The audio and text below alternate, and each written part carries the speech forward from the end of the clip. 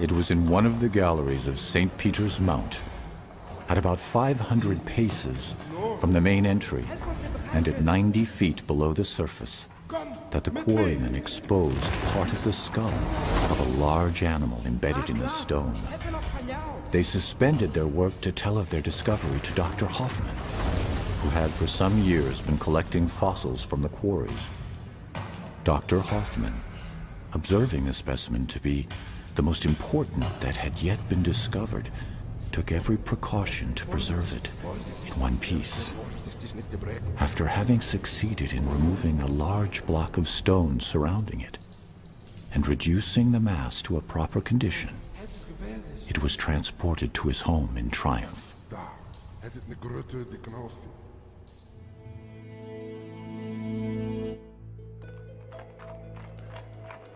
25 years later, after the occupation of Maastricht by the French Revolutionary Army, the famous fossil shows up one cold winter night at the National Museum of Natural History in Paris.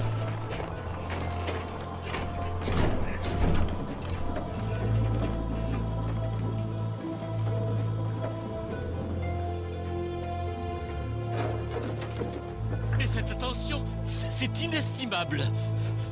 This strange thing they called at the time the unknown animal of Maastricht started to raise interest among the scientific community.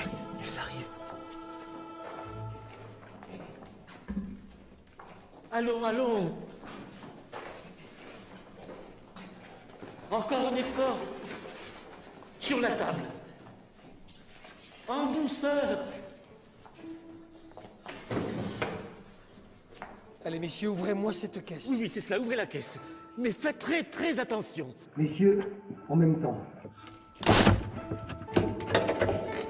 What they discovered that night looked unlike any known living creature.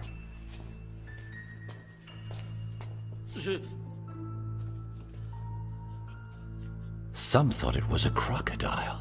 Je crois que c'est un Others crocodile. believed it to be a whale. Ce doit être plutôt Neither the shape of its une teeth baleine. nor the size of the jaws Regardez ses dents. helped them to determine its true identity. Mais c'est beaucoup trop gros pour un crocodile. Alors qu'une baleine me Back semble then, beaucoup plus appropriée. that is 40 years before the discovery of the first dinosaur. Nobody had ever thought that thousands of species could have lived and disappeared in a distant past. Maxillaire supérieur et la maxillaire inférieure. Je vous en prie. Monsieur le But everything was about to change.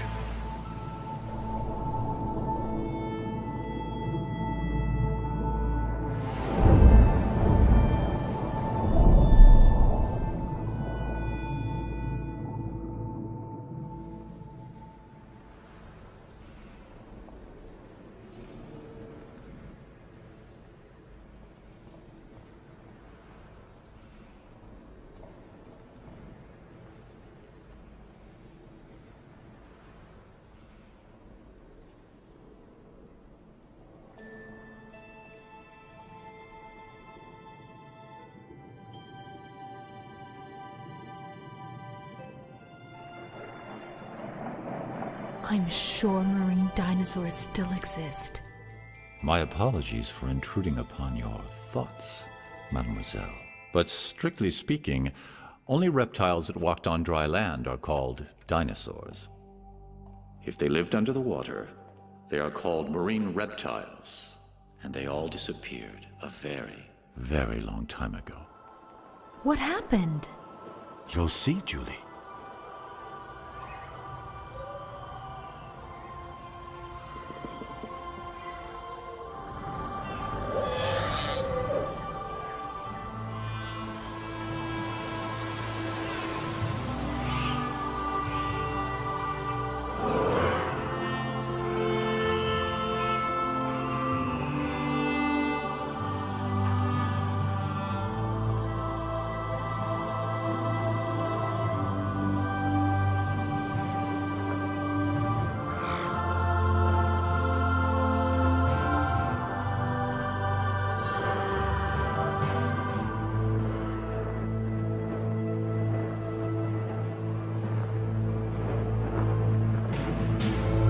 65 million years ago, reptiles ruled the world.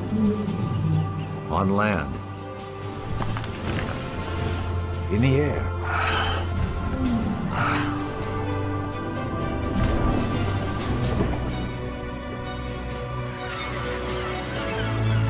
and reptiles were kings in all the seas as well.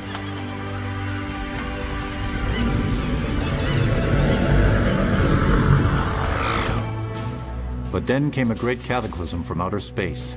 An asteroid 12 miles in diameter struck the Earth. This asteroid's massive impact unleashed the power of more than 100 atomic bombs. The sky went dark, and the Earth's climate changed drastically. 70% of all life on the planet perished.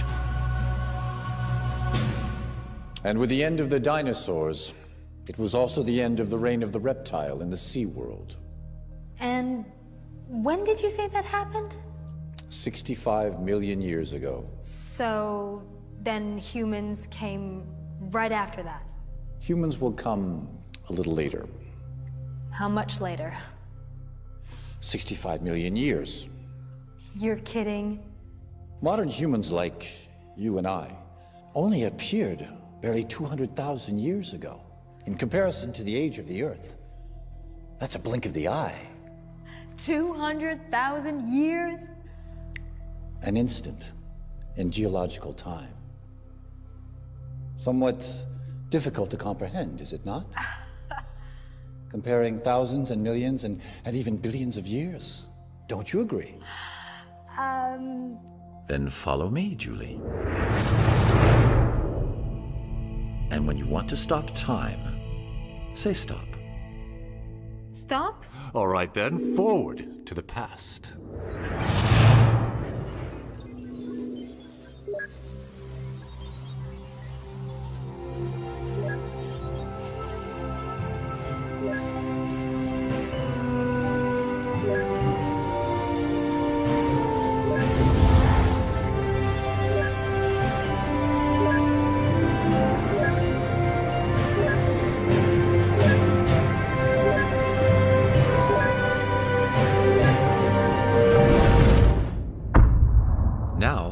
Let's start slowly, from the beginning. Earth forms 4.5 billion years ago. Then life appears but remains microscopic for 3 billion years. In this time spiral, only the last turn interests us. That leads to our time. Let's consider this as a 12-hour clock. 540 million years ago, at 2 o'clock, the primary era begins. Life grows and evolves in every environment. At 7:30, the secondary era, or the Mesozoic, begins. It is the age of reptiles. Including the famous dinosaurs. Yes, as well as flying and marine reptiles. The next and last era, the Cenozoic, is the age of mammals. On this clock, Homo sapiens, our minuscule species, appears just 8 seconds before 12. The Mesozoic takes place between the two major ecological crises that led to the extinction of many species on Earth, the largest at 7:30, and the last right there at 10 to 11. That one caused the extinction of the dinosaurs and large marine reptiles. But how did it start? Well, first, you'll need a microscope. Life on Earth starts in the water as bacteria 3.5 billion years ago. Slowly, this microlife evolves. Then, 650 million years ago, life becomes visible to the naked eye, soft-bodied organisms. The following 400 million years bring with them an explosion of life. New morphological forms appear, reaching considerable sizes.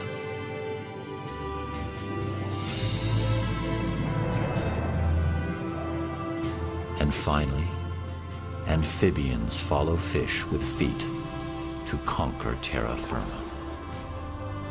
300 million years ago, the first reptiles appear on land. And in the sky, the wingspan of some insects reaches over 3 feet. By the end of the Paleozoic, the land and the seas are bursting with life. It is the golden age for biodiversity. But this period ends with gigantic cataclysms, which exterminate up to 95% of the species.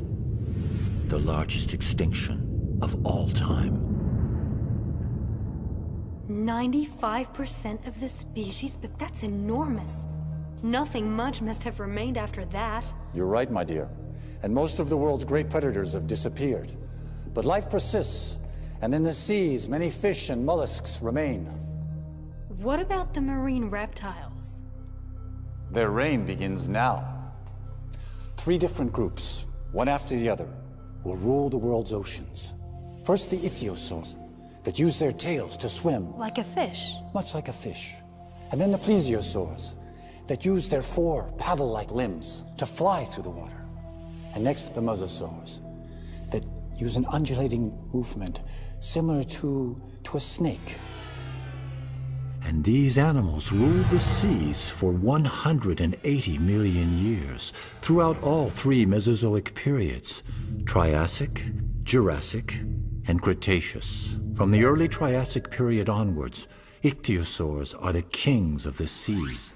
During this time, above the water, all the continents on Earth are joined together in a single mass of land, a supercontinent called Pangaea, off to the Pangaean coast.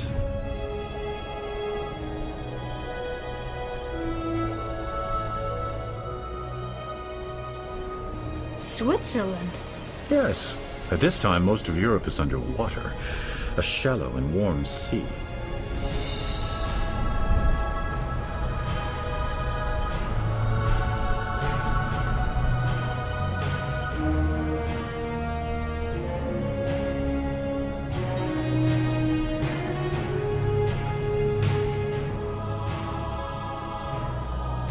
In the Middle Triassic, it's hot and dry on land with little to eat.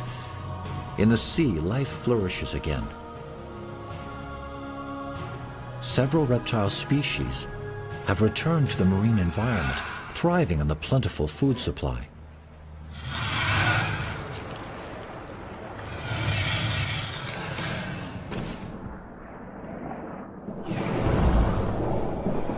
The Tanistropheus hold a world record.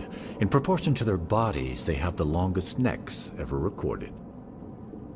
With his flat teeth, this placodont mostly eats seashells and mollusks.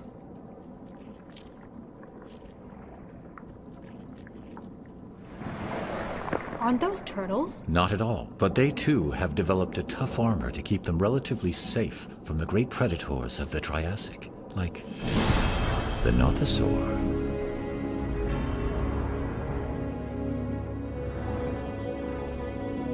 Over 13 feet long. Very dangerous, and an excellent swimmer.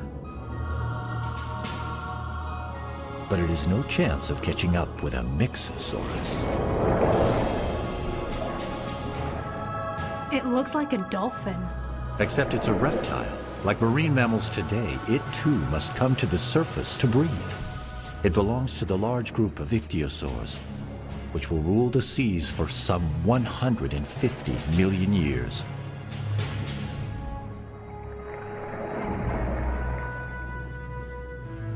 That one doesn't seem quite big enough to rule anything.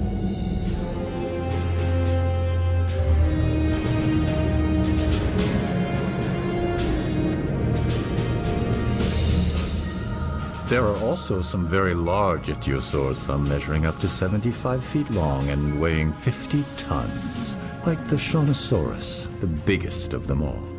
Wow. Like all ichthyosaurs, it lives in groups and mainly eats mollusks and small fish.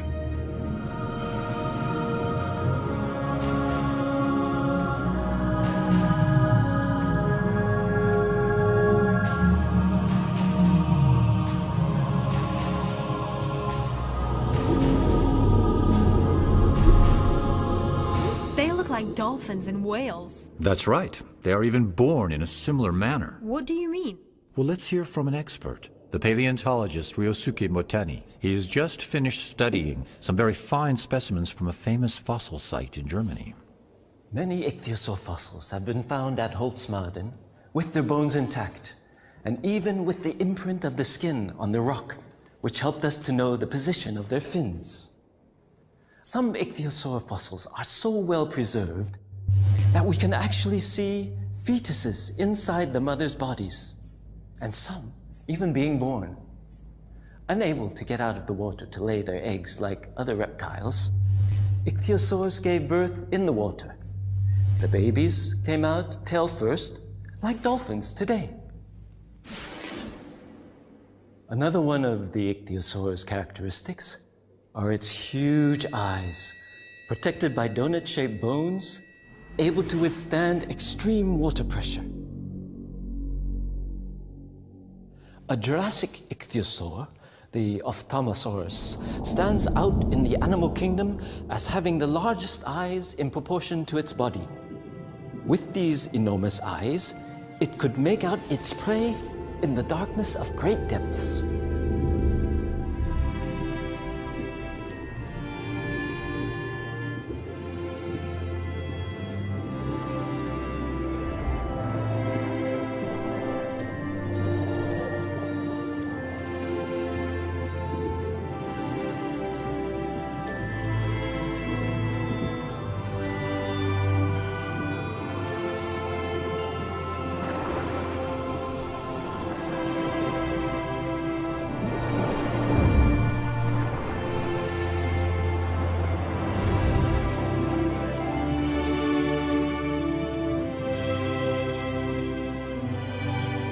Strangely enough, the ichthyosaurs became extinct in the middle of the Cretaceous, despite their amazing adaptation to sea life. But how can we know so much about species that became extinct 90 million years ago? Perhaps because of the large number and the quality of fossils left. And, of course, thanks to those who discovered them. Here we are in London, in one of the most beautiful galleries devoted to Mesozoic marine reptiles. Nathalie Bardet is currently the French expert on these animals. A long time before dinosaurs were discovered, the remains of marine reptiles had been known to fossil collectors. Mary Anning. In the early 19th century, she was a child when she started to collect fossils around her home along the Dorset coast in southern England. During her lifetime, with an amazingly sharp eye, she found some of the most famous fossil, ichthyosaur and plesiosaur, exhibited here at the Natural History Museum of London. One of the most complete plesiosaur skeletons ever found was Romelosaurus.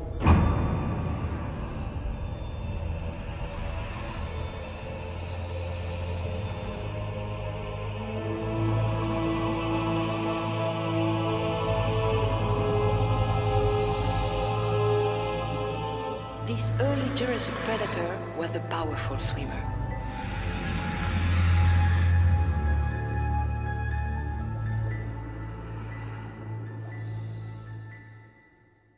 During the Jurassic period, a new group of marine reptiles takes over, the plesiosaurs. At the beginning of the early Jurassic, Pangaea has started to break up and drift apart into different pieces. It is still hot, but the climate is becoming much more humid.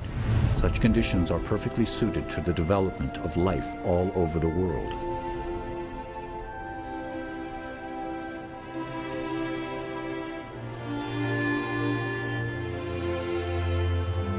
Now, this sure seems more pleasant than the Triassic did.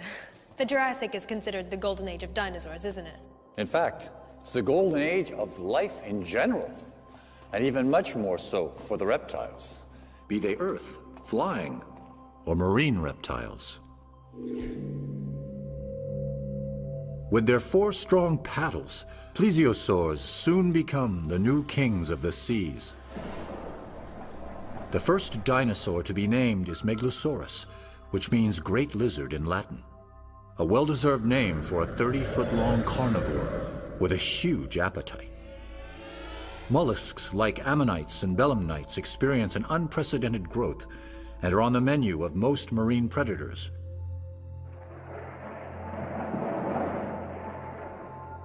By the late Jurassic, some animals reach record sizes like the Brachiosaurus, over 100 feet long, and can weigh more than 6 elephants. Godzilla, that is the nickname given to this large marine crocodile discovered in the Andes. With large bony plates on its back, the Stegosaurus, a 3-ton plant eater, is a contemporary of the very first birds. At the end of the Jurassic period, as the continents continue to drift, new oceans appear, and new plesiosaur species rule the deep.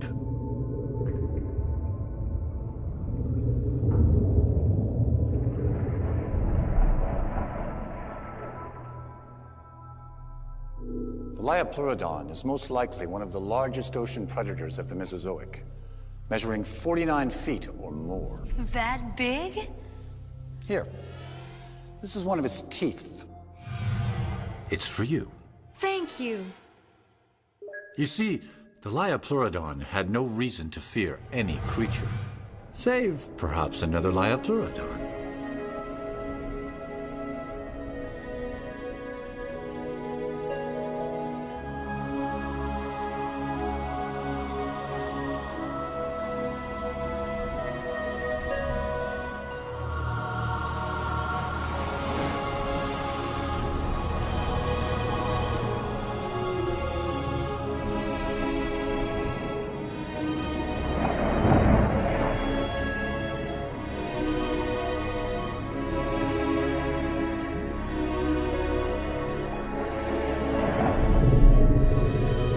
Here is a pair of Liopleurodon. The male is attempting to court the female.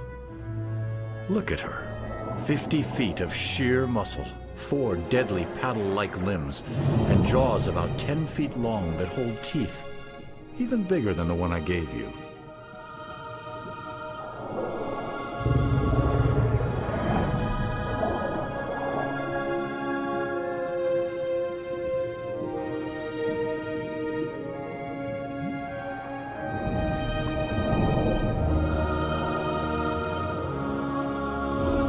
During this process, the male makes himself extremely vulnerable to the female.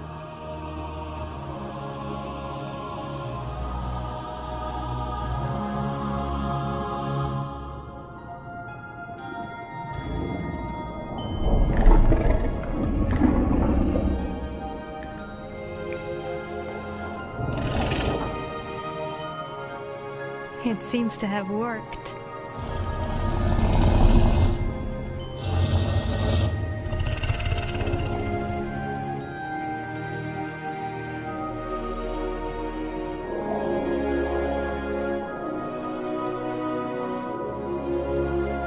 Now that she's chosen him as her partner, the pair needs to head to the safer coastal waters to reproduce.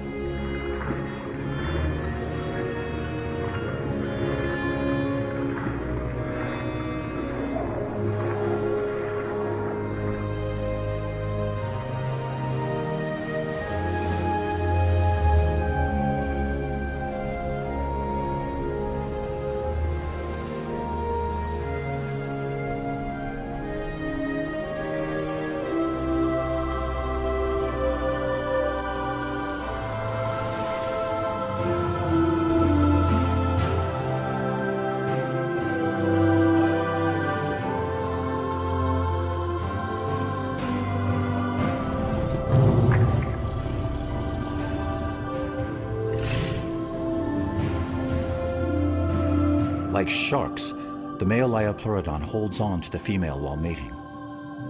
Their young will be born in a few months.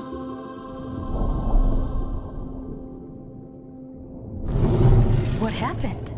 It seems that upon separating, she has accidentally injured his eye. The pain has made him lose consciousness for a while.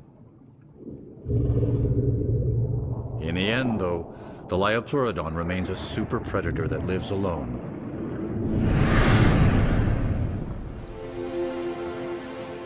At the end of the Jurassic era, its territory spanned from Europe to South America.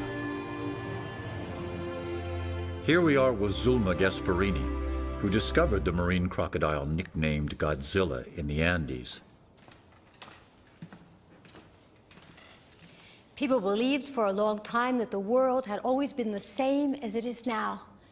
And it was only in 1915 that Alfred Wegener, a young German scientist, put forward a revolutionary theory he called the continental drift.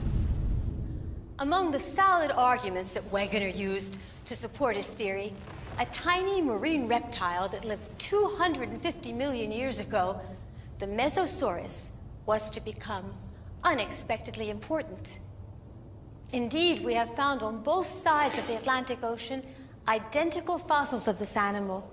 But considering the small size of the Mesosaurus, like the one we have here in this virtual aquarium, it is obvious they were much too small to cross an ocean as vast as the Atlantic on their own. The conclusion is inescapable. If they did not cross the ocean, then the very continents that contain their fossils must have separated.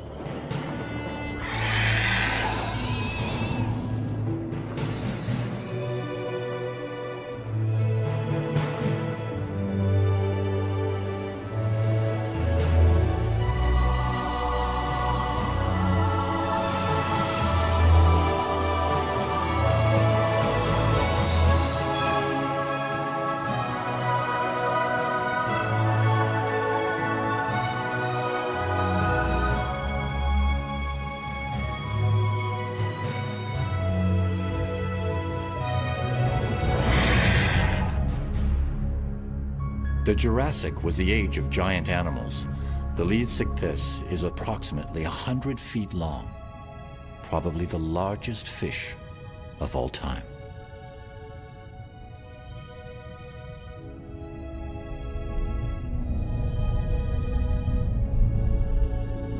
What are these long-necked plesiosaurs called? Those are elasmosaurs. They're gulping down gastroliths, stones they swallow in order to help their digestion. So, what do they actually eat? Mollusks and a lot of fish, judging from their long, sharp teeth.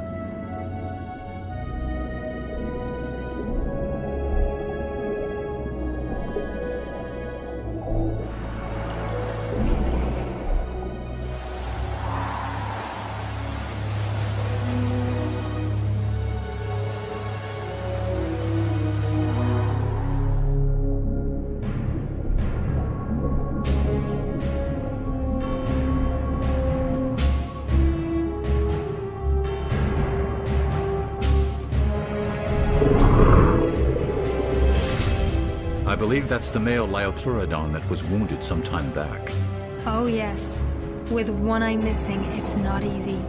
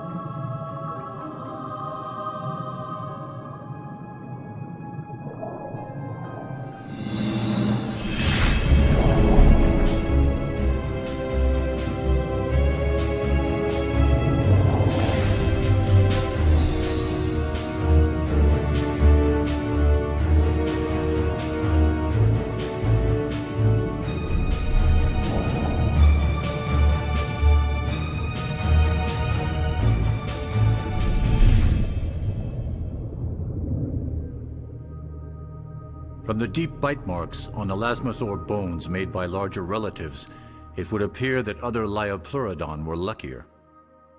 30 million years later, Kronosaurus took Liopleurodon's place at the top of the marine food chain. Kronosaurus remains were first discovered in Australia during the 1930s. A 13-foot-long skull with 10-foot jaws, armed with dagger-like teeth. To tell us more about plesiosaurs, here's Dr. Benjamin Keir, an Australian expert on these animals. Marine reptiles' remains have been found on every continent, particularly those of plesiosaurs, Up to 46 feet in length, they were magnificent ocean-dwelling reptiles that flew gracefully through the water with 4 massive paddles. The order Plesiosauria was large and varied. It's been broadly divided into 2 superfamilies based on their overall body structure. Some of them, thanks to their large heads and powerful short necks, were the super predators of their time, like Kronosaurus. Others were the complete opposite, with tiny heads at the end of extra long necks, such as Elasmosaurus. Plesiosaurs lasted as long as the dinosaurs, until the end of Cretaceous, 65 million years ago.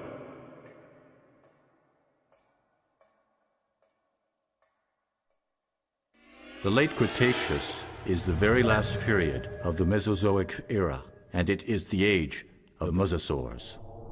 The land masses of the Earth have nearly reached their present positions. The interior seas of the Americas retreat, but Europe is still partly covered by shallow waters.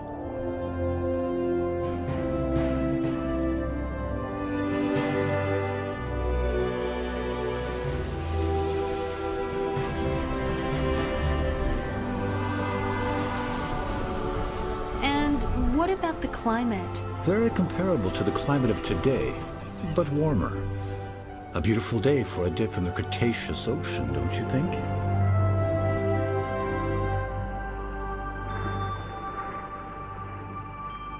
As has been the case for millions of years, mollusks are still a favorite meal for most predators.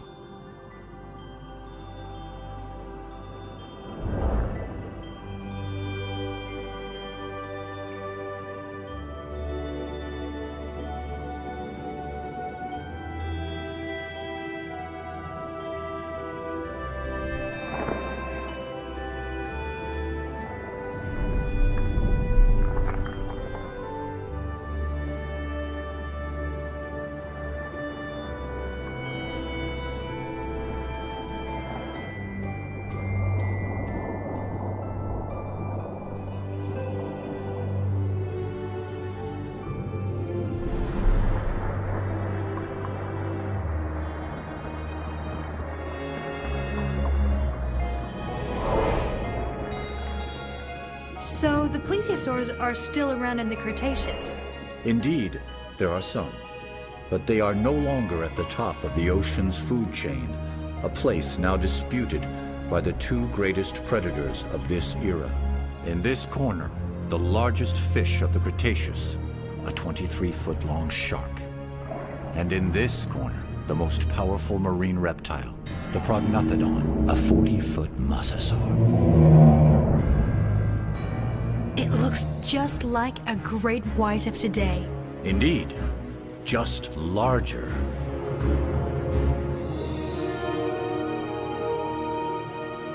But the shark is never going to measure up to that.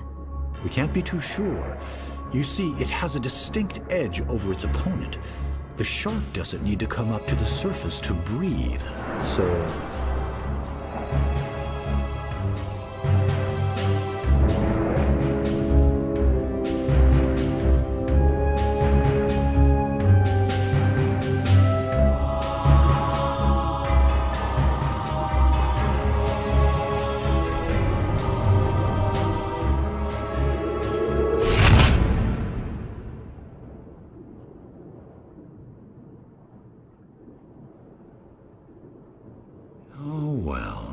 I told you the mosasaur was going to win. This time, yes. But it wasn't always the case. We've even found shark teeth embedded in mosasaur bones. So the sharks did get their teeth into them from time to time. By the way, wasn't it a mosasaur that was found in a mine back in the 18th century?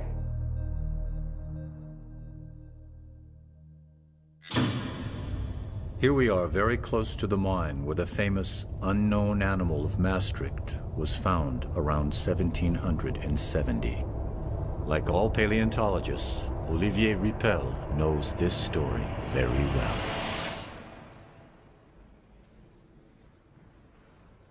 In 1795, when the fossilized mosasaur of Maastricht arrived in Paris, Georges Cuvier was a young 26-year-old anatomist who had just started working there at the Museum of Natural History. This skull was the first great fossil ever to be thoroughly studied by scientists who found it quite difficult to classify this creature. But it was Georges Cuvier who would provide the solution based on comparative anatomy. The reptile from the Meuse River, the mosasaur, was a giant sea lizard, a close relative of the monitor lizards. But this species became completely extinct before the dawn of time. And so, the mosasaur helped to support Cuvier's hypothesis that several universal cataclysms occurred on Earth in the distant past. And thanks in part to this large animal, Georges Cuvier is recognized today as the father of paleontology.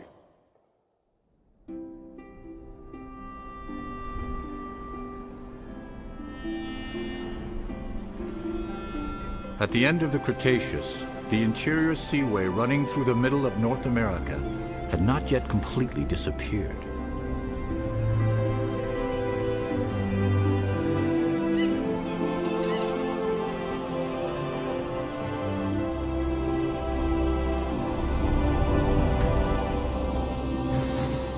So there are sharks on the other side of the Atlantic as well. In addition to marine reptiles, they are found in all the oceans. Contrary to dinosaurs, marine animals don't have any borders.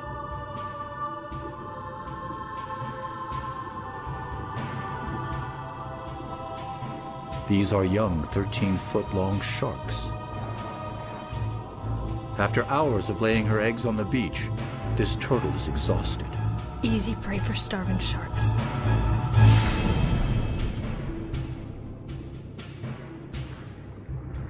Ah, but they are not alone. A mosasaur.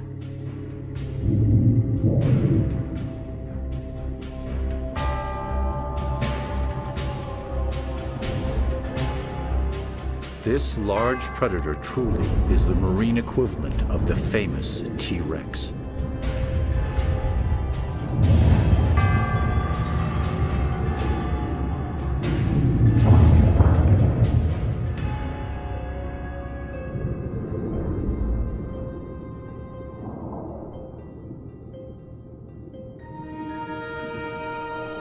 The mosasaur will become the last ruler of the ancient seas.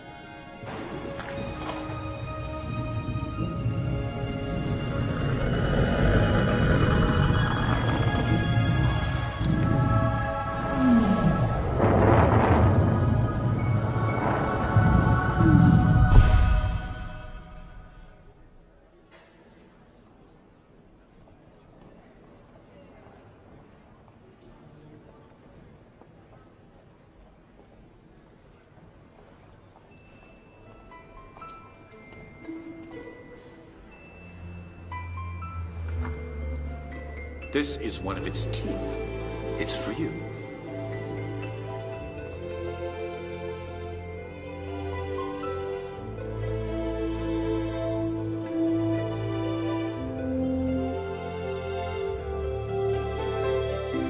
Without fossils, no one would have ever dreamed that there were successive epochs in the formation of the Earth.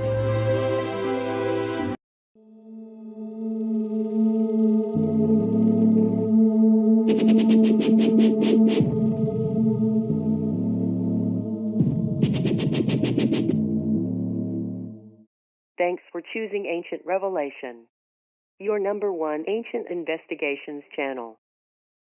We are sorry, all of our operators are busy at the moment. Please subscribe and we will get back to you as soon as possible. Thank you.